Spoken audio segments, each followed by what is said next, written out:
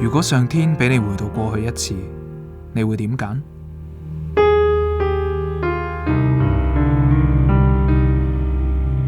返去讀書時候追返你暗戀過嘅女仔，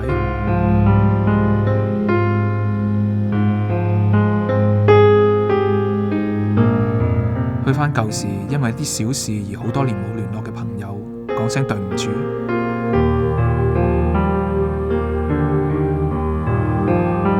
定係去返舊時同你個 ex 講聲我做錯咗？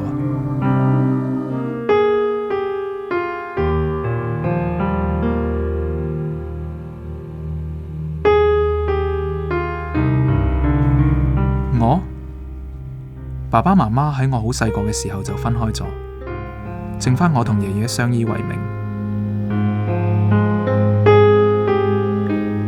爺爺因為長期病患，經常出入醫院。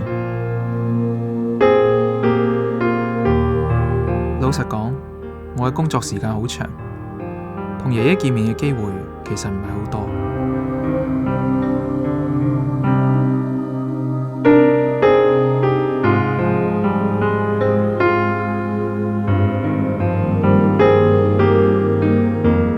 唯一可以做嘅就係每日買佢最鍾意嘅咖啡或者奶茶俾佢飲。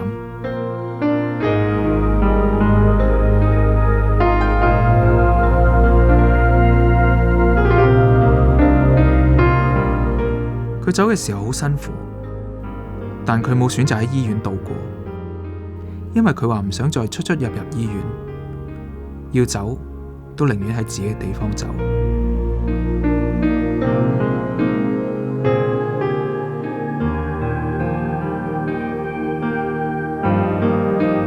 似乎呢個世界唔係幾鍾意啲舊嘅嘢，越嚟越多可以俾我哋懷緬嘅事同埋物，已經慢慢咁消失。